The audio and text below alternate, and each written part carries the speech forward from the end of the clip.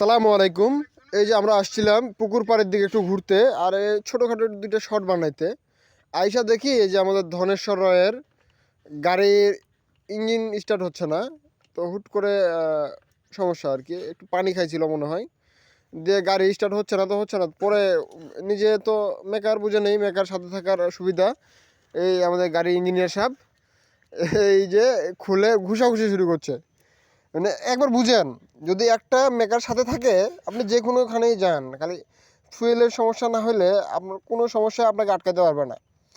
ওই যে এখানে আসা যে গাড়ি খুইলা একবারে সিট মিট খুইলা আলাদা করে শুরু করে দিয়েছে। ওই দিক দিয়ে দোয়েল ব্রো আবার হেল্প করতেছে। দোয়েল ব্রো ছোটোখাটো একটা ইঞ্জিনিয়ার, আর হচ্ছে ফুল ইঞ্জিনিয়ার।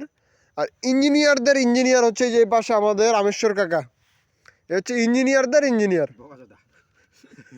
না ওটা বলা যাবে না, আমাদের সিনিয়র, ওটা বলা ঠিক হবে না। উনি ইঞ্জিনিয়ারদের ইঞ্জিনিয়ার। হ্যাঁ, এই এই গাড়ি খোলা গাড়ি ঠিক হয়ে গেছে আমাদের। কি ধনেশ্বর রায় কত দূর কি?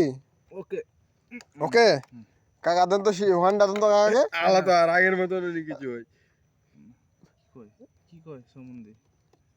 এই মেকারের কাছে আপনারা ভুল করে কেউ গাড়ি ঠিক করতে যাবেন না। এই আধা ঘন্টা থেকে মেকার গাড়ি ঠিক করতেছে, কিন্তু ঠিক করতে পারতেছে না। আমি ভাবছিলাম ভালো মেকার, কিন্তু ভালো মেকার না। আল্লাহ হাফেজ।